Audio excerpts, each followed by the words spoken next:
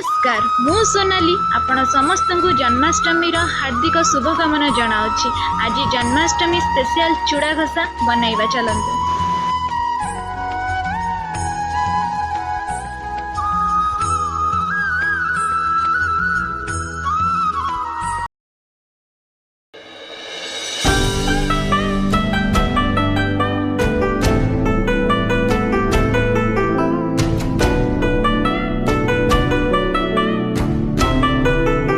चूड़ा घसा बनायापाई आमको प्रथम दरकार चूड़ा को मु भल भाव ग्राइंड करी दरदरिया नहीं जाइछि।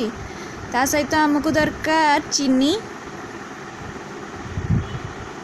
गोलमरीच गुंड, गोटे कोरा नड़िया आउ गुआ घी। आपण गुआ घी नेले तार टेस्ट बहुत ही बढ़िया आसीबो।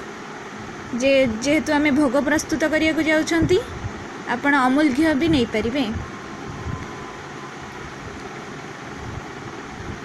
चूड़ा घसा बनायापाई आम गोटे बड़ थाली नबा। तादरे फास्ट आम जो चूड़ा को गुंड करके रखी जो दरदरा पेसिकी ताकू नबा।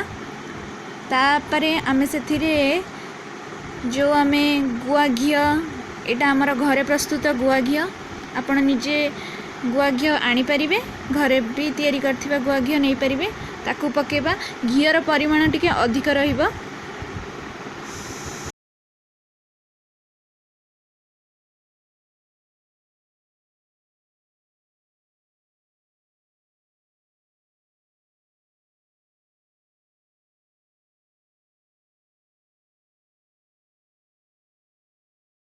घी को पकाई सारला परे ताकू भल से हाथ रे भल भावे चूड़ा सहित भल से मिक्स करिबा।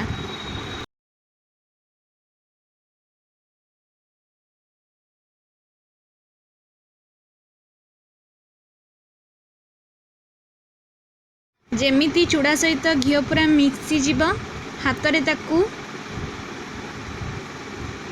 करिबा। देखंतु एई प्रोसेस रे करिवे। चूड़ा घसा को पूरा घसीबा हाथ रे घी और चूड़ा को एमिति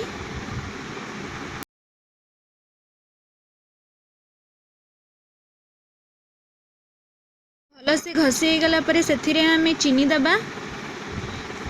तापरे चीनी को आमे पुणी चूड़ा घसा को भल से मिक्स करबा। चूड़ा घी और चीनी को एमती चीनी गुड़ाक चूड़ा सहित मिसी जीव हाथ रे एमिति करिवे।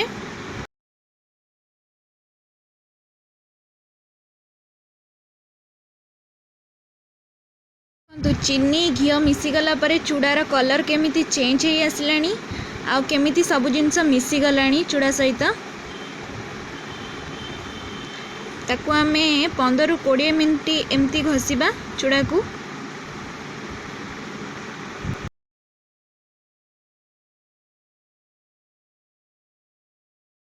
भल से मिक्स होला परे आमे से कोरा होइकी रखिथिबा नड़िया को ऐड करिबा।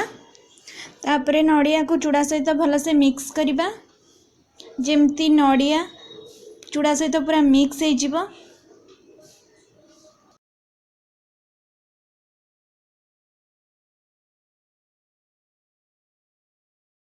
नड़िया केमिति चूड़ा सहित मिसी गलानी पूरा भल से देखा भी जाउनी।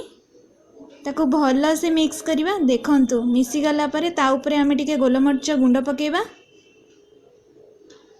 ताको पुणी भल से मिक्स करिबा। आपण जेते हाथ रे ताको घसी घसी करिवे चूड़ा घसा सेते बढ़िया होई थाए। देखंतु हमर चूड़ा घसा प्रस्तुत होई गला। देखंतु तार लुक केमती देखा जाउची आ ताको देखंतु आपण ताको आहुरी भी भल से करि पारि। एथिरे आमे फलमूल काटिकी भी मध्य पकेइकी ताकू नहीं पारिबा। मो वीडियो जदि आपनको भल लगी ताहले लाइक शेयर कमेंट करने को जमा भी भूलिबेनी। Thank you. चैनल को सब्सक्राइब करने को जमा भी भूलिबेनी। सोनाली किचन।